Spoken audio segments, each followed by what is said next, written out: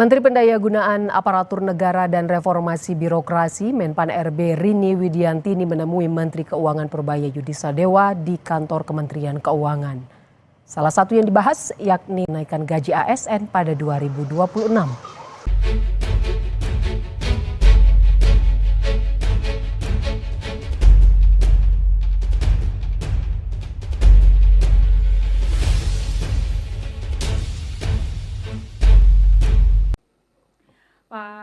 Pak Pimpinan, Bapak Ibu sekalian, pertama-tama tentunya saya ingin menyampaikan apresiasi dan terima kasih atas dukungan serta kemitraan yang selama ini telah diberikan oleh yang terhormat Bapak Ibu Komisi 2 DPR RI kepada Kementerian Pan RB, tentunya khususnya untuk pelaksanaan di tahun anggaran 2025. Dukungan ini menjadi energi bagi kami Bapak Ibu sekalian untuk terus mendorong birokrasi Indonesia menjadi lebih profesional, akuntabel, adaptif dan memberikan pelayanan terbaik. Selanjutnya berkenaan dengan undangan yang kami terima pada hari ini, rapat hari ini tentang laporan keuangan pemerintah pusat tahun 2025, ada 4 hal pokok yang ingin kami sampaikan. Pertama adalah peran strategis Kementerian Pan RB di dalam mendukung agenda pembangunan nasional. Kemudian juga kami akan menyampaikan tentang overview kinerja tata kelola pemerintahan di tahun 2025 dan akuntabilitas keuangan Kementerian Pan RB 2025, dan terakhir adalah apresiasi atas kinerja anggaran Pan RB 2025 yang kami terima. Bapak Ibu sekalian, sebelum saya menyampaikan beberapa hal tentang capaian kinerja dan tentunya penggunaan anggaran, kami ingin menjelaskan terlebih dahulu mengenai posisi strategis Kementerian Pan RB di dalam sistem pemerintahan. Dalam menjalankan tugas, Bapak Ibu sekalian, Kementerian Pan RB mempunyai 3 peran strategis, adalah pertama sebagai regulator dan pembina tata kelola pemerintahan. Kemudian yang kedua juga sebagai bagian daripada strategik diamondnya Bapak Presiden untuk memastikan birokrasi mendukung pelaksanaan prioritas nasional. Dan yang ketiga, kita juga mendukung prosesi aksesi Indonesia di dalam OECD. Kebetulan kami menjabat sebagai koordinator Public Governance Committee, Pak. Juga sekarang sedang dalam proses pemenuhan legal instrumennya untuk aksesi OECD. Dan ini tentunya sudah diatur di dalam Pepres sebagaimana yang ada di dalam paparan. Bapak Ibu sekalian, pada tahun 2025 terjadi peningkatan pada berbagai indikator kinerja baik secara global maupun nasional. Tentunya ini adalah salah satu bagian di mana Kementerian Pan RB atau ikut mengawal di dalam tata kelola ini. Capaian reformasi birokrasi secara nasional, Bapak dan Ibu sekalian, ada beberapa indikator antara lain dari Government Effectiveness World Bank, kemudian dari Electronic Government atau EGDI, Electronic Government Development Index PBB, maupun indeks dari OECD. Dari berbagai pengakuan tingkat global, tercermin tentunya bagaimana kualitas tata kelola pemerintahan tingkat nasional selama tahun 2025 menunjukkan hal yang sangat baik. Ini bisa dilihat sebelumnya untuk Government Effectiveness Index ini dari slide sebelumnya. Ini tahun 2024, ini memang yang tahun 2024 ini Pak Pimpinan, memang dia hanya tahun genap Pak dilakukan penilaiannya. Jadi regulatory quality kita juga sudah meningkat ke 77. Yang paling menarik adalah GovTech Maturity Index kita itu di tahun 2025 itu menjadi ranking ketiga di dunia Pak untuk government teknologinya. Kemudian di DGI-nya berdasarkan OECD Government kita ranking kedua di Asia Tenggara, nomor satunya Thailand Pak. Kemudian untuk EGDI-nya ini adalah satu lompatan yang luar biasa untuk Electronic Government Development Index kita. Di tahun 2018, di tahun 2024 itu kita 64. Karena ini memang hanya dihitung di tahun genap. Jadi kita masih menunggu tahun 2026 kita meningkat atau tidak. Kemudian untuk business ready-nya Pak, public service kita dengan nilai seperti 41 tahun 2005, kemudian regulatory framework-nya juga di angka 39.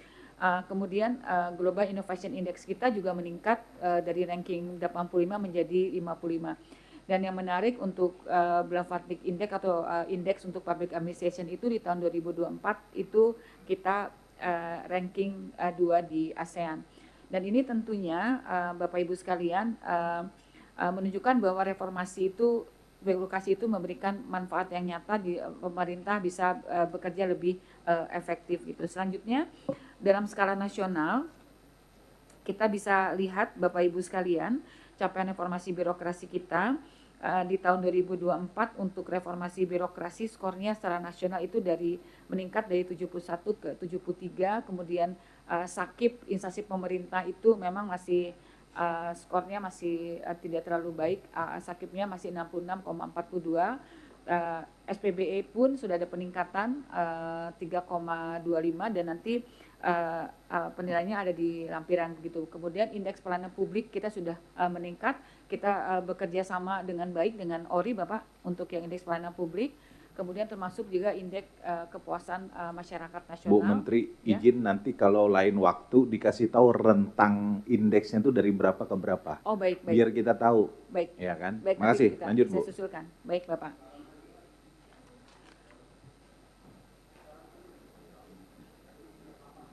Ya Ibu jelasin deh. Ya. Kalau kayak yang 73 tuh kayaknya dari 0 sampai 100. Ya. Tapi kalau yang 4,02 tuh dari rentang berapa ke 1 berapa sampai 5, gitu. Pak. 1 sampai 5. Itu Iya. kasih tahu biar Kiai Aus paham. Iya baik Pak. Kemudian yang SPB juga 1 sampai 5 Pak. Baik nanti kita siapkan. Baik. Kemudian juga kami juga menyampaikan untuk zona integritas sudah ada di tahun 2025 itu sudah ada sekitar 430 instansi pemerintah atau unit dari instansi pemerintah yang sudah mendapatkan WBBM Pak. Dan juga terkait selama tahun 2025 kita sudah bisa mendorong Pemda untuk membangun mall pelayanan publik dan mendorong MPP digital di 199 lokasi. Kemudian Bapak Ibu sekalian dalam konteks pemanfaatan anggaran, kami akan menyampaikan beberapa capaian yang signifikan karena tahun 2025 kami mendapatkan anggaran sebanyak 314 miliar. Kementerian PAN-RB mempunyai capaian 7 capaian strategis. Pertama adalah penguatan tata kelola program prioritas Presiden melalui implementasi reformasi birokrasi tematik dan penyusunan proses bisnis.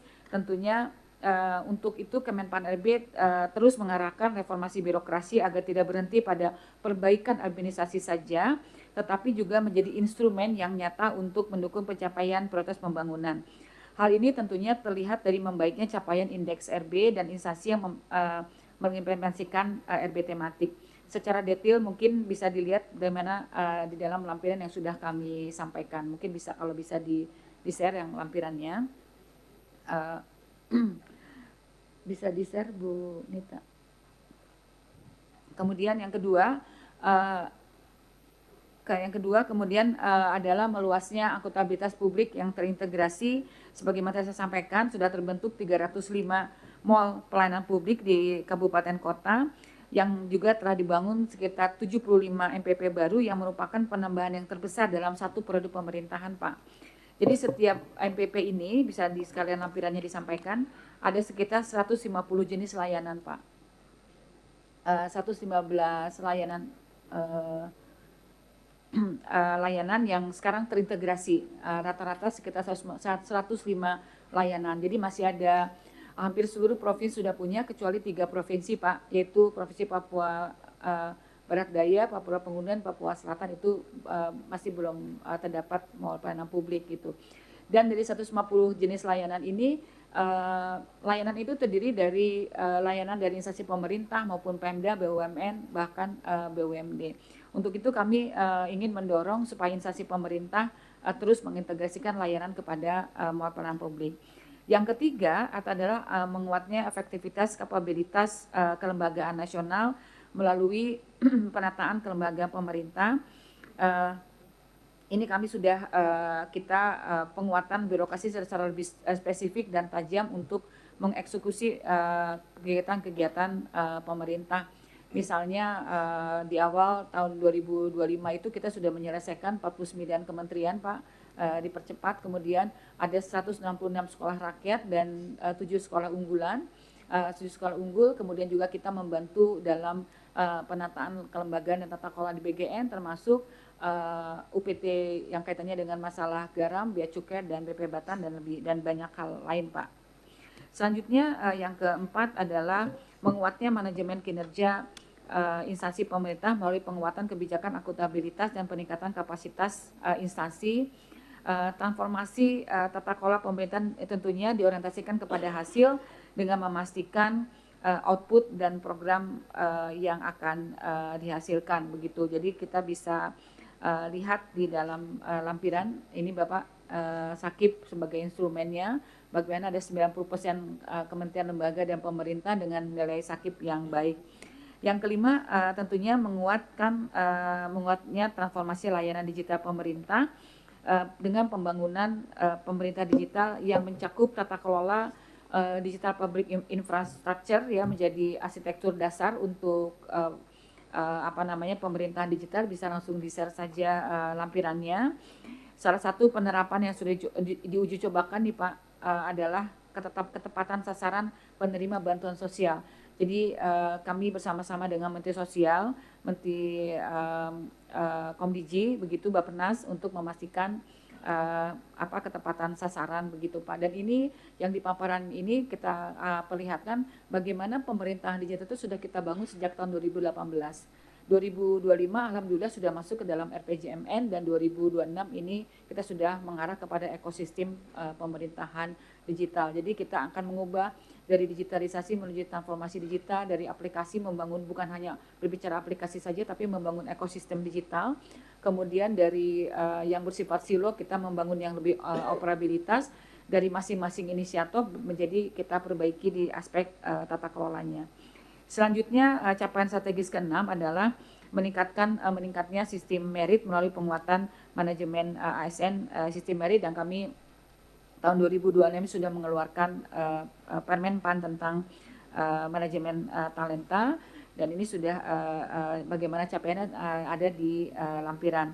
Kemudian yang terakhir adalah kaitannya dengan masalah aksesi Indonesia di OECD Pak, karena kami kebetulan menjadi ketua komite untuk public governance. Kita juga sudah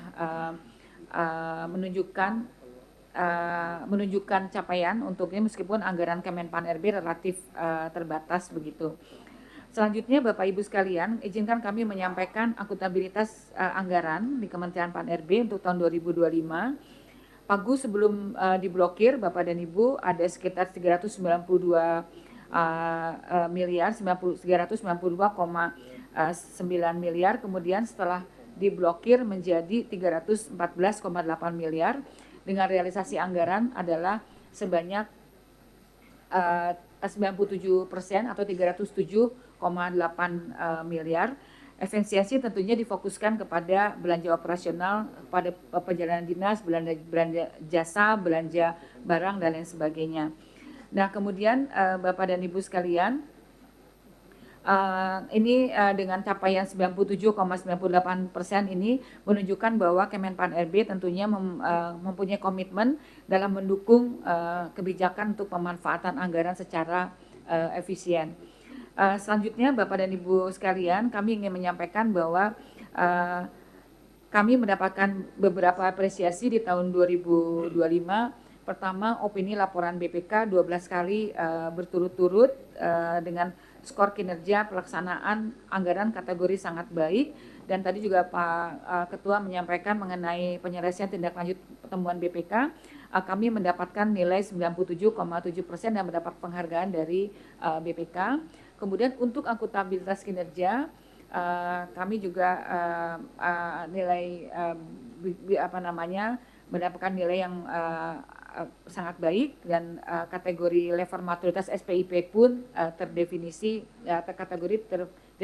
yaitu di angka 3. Kemudian juga untuk pengelolaan ASN kita mendapatkan indeks kategori sangat baik, dan transformasi digital juga sangat memuaskan, dan efektivitas layanan publiknya adalah kategori prima.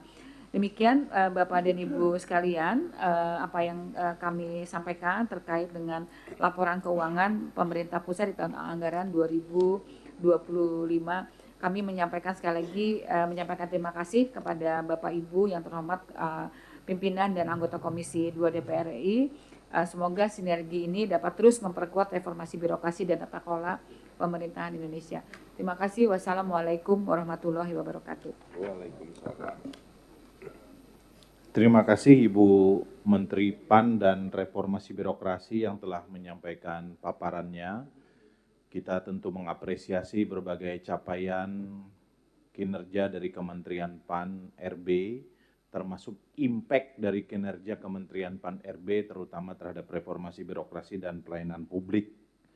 Tadi Ibu Menpan telah menyampaikan banyak sekali peningkatan peringkat kita di berbagai macam indeks atau hasil riset yang dilakukan dengan berbagai indikator yang ada, baik di tingkat dunia maupun di tingkat nasional.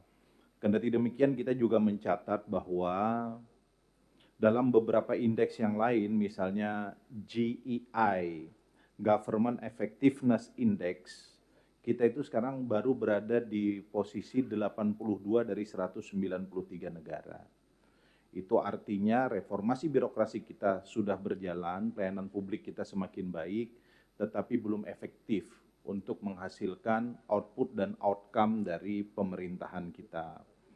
Dalam konteks Corruption Perception Index, ini agak mengkhawatirkan karena kita selalu berada di ranking bawah, skor kita tuh 34 dari 100. Peringkat kita 109 dari 182 negara.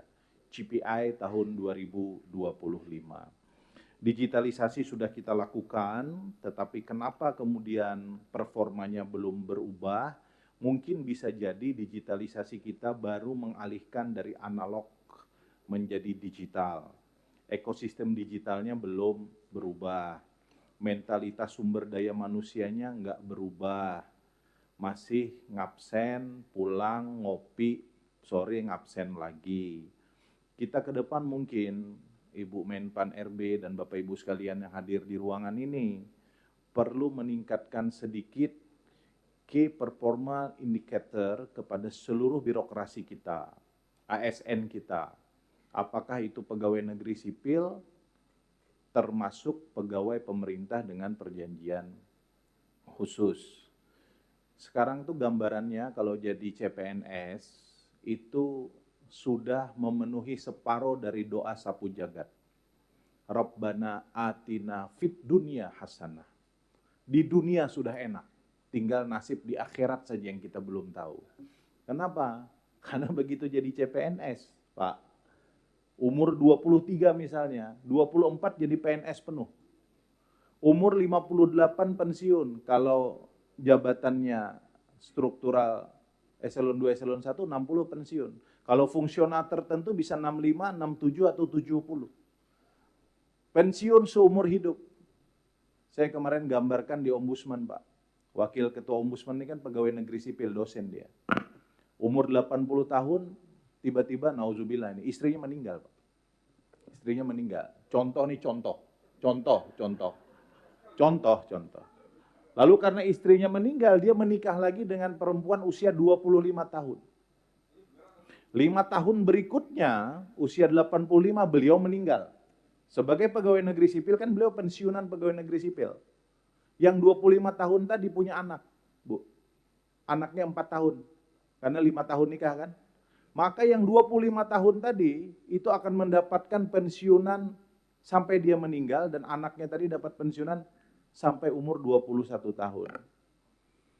Jadi dia menikmati pensiun itu lebih lama daripada dia berkarya kepada bangsa dan negara. Sementara pada saat berkarya, efektivitas kinerjanya belum tentu baik.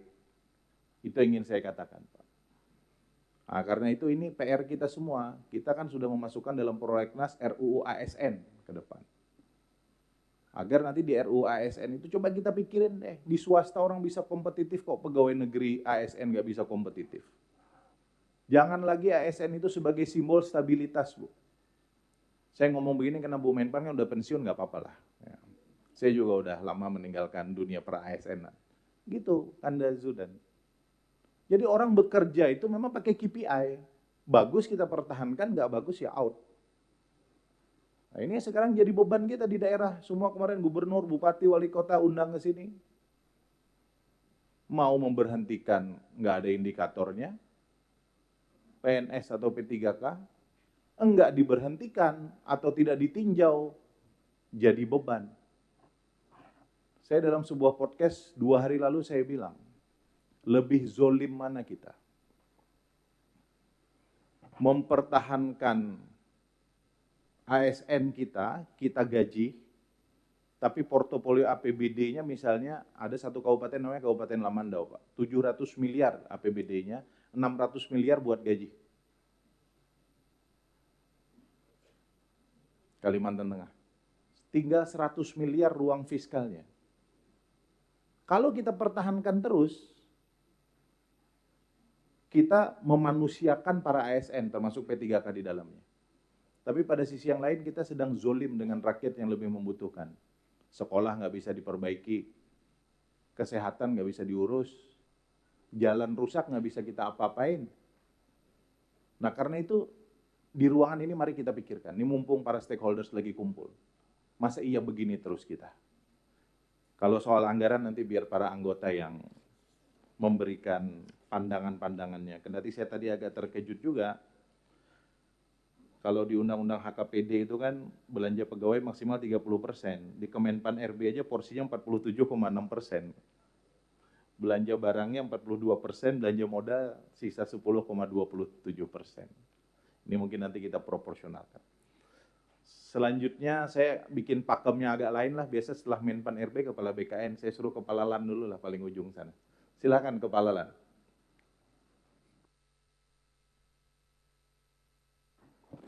Terima kasih pimpinan. Bismillahirrahmanirrahim. Assalamualaikum warahmatullahi wabarakatuh. Selamat pagi, salam sejahtera untuk kita semuanya. Yang saya hormati Bapak Pimpinan dan anggota Komisi 2, yang saya hormati Ibu Menteri Pan RB dan Pak Wamen Pan RB, saya hormati Pak Kepala BKN dan Wakil Kepala BKN bersama jajaran, yang saya hormati Pak Andri bersama jajaran, yang saya hormati Ketua dan anggota Komisioner Ombudsman dan jajaran, dan para peserta rapat yang saya banggakan. Kami laporkan Bapak Pimpinan bahwa terkait dengan mandat lembaga administrasi negara dalam hal menjalankan Undang-Undang 20, di mana mewajibkan setiap ASN untuk belajar dan untuk selalu relevan dengan tugasnya tadi terkait dengan untuk peningkatan kinerja, juga meritokrasi selama tahun 2025. Kami laporkan LAN dengan anggaran sebesar 395.675.663.000 rupiah. Ini telah mencapai serapan sampai Desember 2025 sebanyak 97,28%. Anggaran tersebut dilakukan dalam mendukung percepatan transformasi pembelajaran ASN, yaitu melalui corporate university yang sudah dilakukan di hampir 60% instansi pemerintah, dan pembelajaran yang dibutuhkan untuk mendukung transformasi birokrasi Indonesia dan juga mendukung percepatan inovasi-inovasi. Tadi disampaikan oleh Ibu Menpan RB, ini banyak hal di daerah yang kemudian inovasi-inovasi didukung melalui penerapan corporate university. Kemudian di dalam hal tahun 2026 kami laporkan LAN melanjutkan berbagai program-program sesuai dengan arahan Bapak Presiden untuk mendukung percepatan pengentasan kemiskinan, untuk mendukung penguatan-penguatan di dalam program-program strategis melalui fungsi kajian, melalui pembinaan jabatan fungsional dan kebijakan, dan juga melalui transformasi pembelajaran para ASN. Kami laporkan yang pertama untuk peningkatan kualitas kebijakan tadi yang disampaikan oleh Ibu Menpan mengenai upaya-upaya peningkatan kualitas kebijakan melalui indeks kualitas kebijakan. Yang ini sudah dilakukan di berbagai instansi, ada 548 instansi yang sudah berpartisipasi dan ditindaklanjuti dengan pembinaan-pembinaan berupa coaching klinik untuk membantu para instansi meningkatkan kualitas kebijakan mereka. Yang kedua, untuk mendukung implementasi kualitas kebijakan, maka perlu adanya penguatan kapasitas jabatan fungsional, analis kebijakan, widetaswara, dan analis perubahan kompetensi. Sampai 2026 tercatat ada 31.478 orang untuk analis kebijakan dan ada widetaswara sebanyak 4.029 orang serta analis perubahan kompetensi ASN sebanyak 349 orang. Ini yang kemarin kami laporkan jumlah widetaswara ini semakin menurun, Bapak Ibu, sehingga ini sangat dibutuhkan tentunya langkah-langkah untuk penguatan peran widetaswara di dalam mendukung transformasi pengembangan kompetensi para ASN. Terkait dengan pembinaan jabatan fungsionalis kebijakan yang ini tersebar di seluruh instansi, ini kita lakukan perbaikan-perbaikan layanan di dalam pengembangan kompetensi yang sampai 2026 bulan Juli kemarin, bulan ini sudah ada 42% untuk uji kompetensi melalui cara-cara yang baru dan juga sertifikasi kompetensi sebesar 75%. Kemudian analis pengembangan kompetensi ini adalah jabatan fungsional baru yang mendukung penerapan corporate university di seluruh instansi. Sampai bulan Juli sudah dilakukan untuk uji kompetensi sebanyak 62,5%. Bapak pimpinan, Bapak Ibu sekalian, terkait dengan transformasi pembelajaran ASN yang merupakan sebuah motor utama untuk meningkatkan dan memastikan ASN belajar secara efisien dan efektif. Tadi kami laporkan 378 instansi telah menerapkan corporate university dan telah dikembangkan komunitas corporate university di berbagai instansi sebanyak tercatat 1.279 anggota. Kemudian untuk memenuhi cara belajar yang lebih fleksibel dalam pemenuhan kompetensi para ASN, LAN telah melakukan rekognisi pembelajaran lampau atau Recognition Prior Learning (RPL) sebagai terobosan untuk pengembangan kompetensi ASN, di mana tercatat sudah ada 32.046 ASN yang telah mendapatkan program tersebut. Dalam rangka menjalankan program-program kompetensi di tengah efisiensi, terobosan yang dilakukan lembaga administrasi negara dalam membangun kolaborasi melalui penguatan kebijakan yang disebut dengan ekosistem pembelajaran yang target utamanya adalah untuk mendukung percepatan literasi digital ASN ya, melalui program ASN Go Digital dan mengembangkan platform yang sampai 2026 bulan Juli tercatat 198.506 peserta. Dan kami laporkan juga terkait dengan layanan P3K yang ini tersebar di seluruh Indonesia. Lembaga administrasi negara telah memberikan pengembangan kompetensi terutama di dalam pembentukan karakter melalui program orientasi sejumlah 51,52%. Ini upaya yang terus kita akan tingkatkan terkait dengan perkembangan jumlah dari P3K baik penuh waktu maupun paruh waktu. Bapak pimpinan, Bapak Ibu sekalian, guna memastikan kemanfaatan dari pengembangan kompetensi, lembaga administrasi negara bersama instansi pemerintah yang lain memastikan penjaminan mutu nasional yang terus dilakukan, dikembangkan dengan standar-standar global yang sampai Juni 2026 terdapat 113 lembaga penyelenggara pelatihan yang telah terakreditasi dan telah ditetapkan status akreditasi untuk 229 program pelatihan.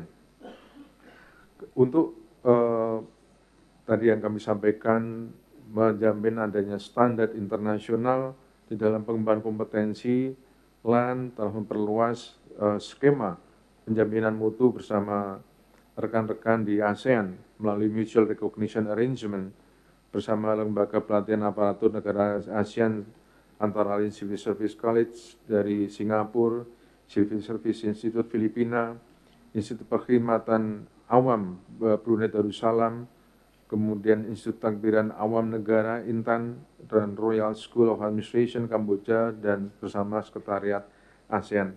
Framework ini kita harapkan nanti akan mampu memperkuat posisi Indonesia ya di dalam kerangka forum OECD Network of School of Government yang ini sangat penting untuk menjamin bahwa pelatihan-pelatihan kita ini berkelas dunia.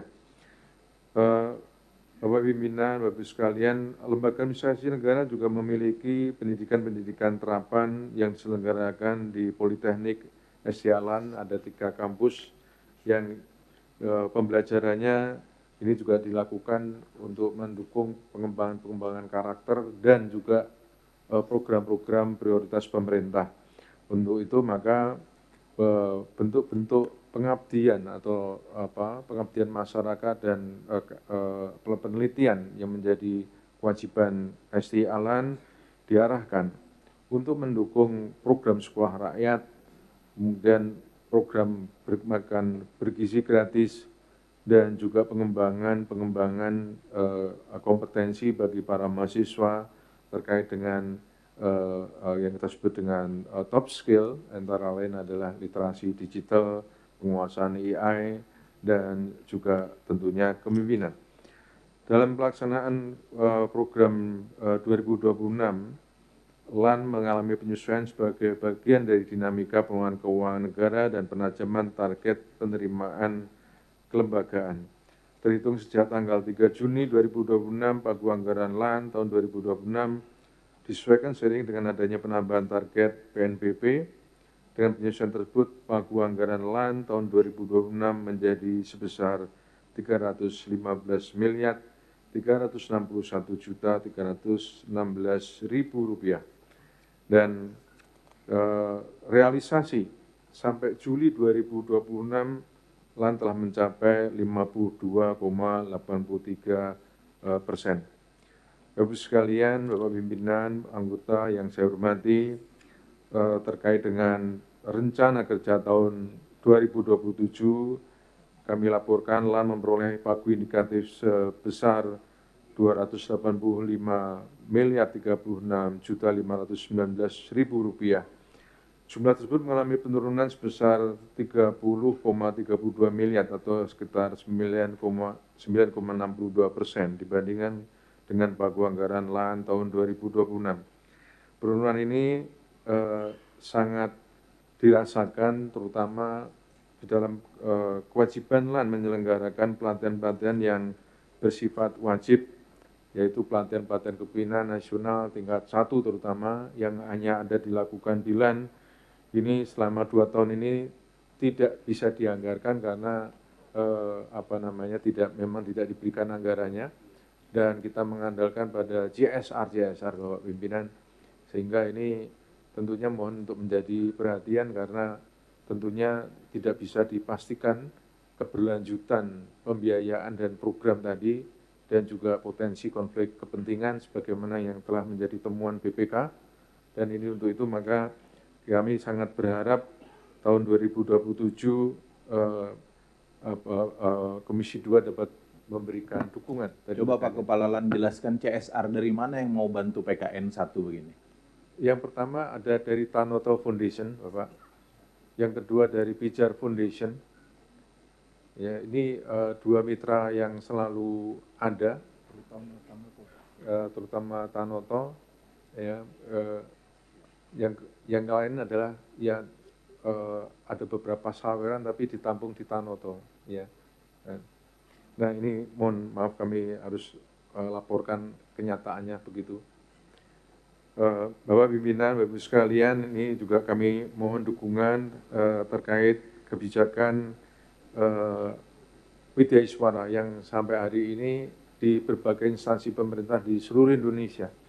Ini mengalami penyusutan dan banyak kemudian tidak memiliki Widyaswara, terutama Widyaswara utama, ini yang masih terkendala dengan moratorium dan ini kita menjadi kendala dalam terutama penyelenggaraan pelatihan kepemimpinan nasional. Yang ketiga, kami PLAN mendapatkan juga mandat di dalam implementasi percepatan pengentasan kemiskinan melalui Inpres 8 2025. Ini yang juga kami memohon untuk dukungan terkait dengan upaya-upaya lain yang kemarin sudah dilakukan melalui dukungan dengan sekolah rakyat dan program-program bersama dengan instansi pemerintah lain di dalam percepatan pengentasan kemiskinan. Ini yang kita harapkan ini bisa dianggarkan di 2027. Untuk itu maka perkenankan kami mengajukan permohonan untuk penambahan anggaran sebanyak 64 miliar 594 juta 87.675.000 rupiah. Bapak pimpinan anggota Komisi 2 yang kami hormati, kami mengucapkan banyak terima kasih atas dukungan, arahan, dan juga kerjasama terutama Ibu Menpan, kawan-kawan BPKN, Andri, Ombudsman, ini yang telah melakukan banyak sekali sinergi, gotong royong di tengah efisiensi ini yang sangat-sangat membantu di dalam pelaksanaan program-program lembaga administrasi negara. Itu mohon dukungan selalu dari Bapak Ibu sekalian, terutama dari Komisi 2, terutama pengajuan tambahan anggaran kami. Terima kasih. Assalamualaikum warahmatullahi wabarakatuh. Salam. Menteri Pendayagunaan Aparatur Negara dan Reformasi Birokrasi Menpan RB Rini Widiantini menemui Menteri Keuangan Purbaya Yudisadewa di kantor Kementerian Keuangan. Salah satu yang dibahas yakni rencana kenaikan gaji ASN pada 2026. Setibanya di gedung Kementerian Keuangan, Rini mengaku akan membahas banyak hal bersama Menteri Keuangan. Rencana kenaikan gaji ASN ini menjadi salah satunya. Kabar ini sudah muncul sejak pertengahan 2025 setelah terbitnya Perpres mengenai rencana kerja pemerintah 2025. Menpan RB pun pernah bersurat kepada Menteri Keuangan, namun rencana kenaikan gaji ASN tetap bakal disesuaikan pada kemampuan fiskal pemerintah. Saya sama Pak Menteri Keuangan. Termasuk yang usulan itu ya Bu? Ya macam-macam. Usulan gaji Ya salah satunya.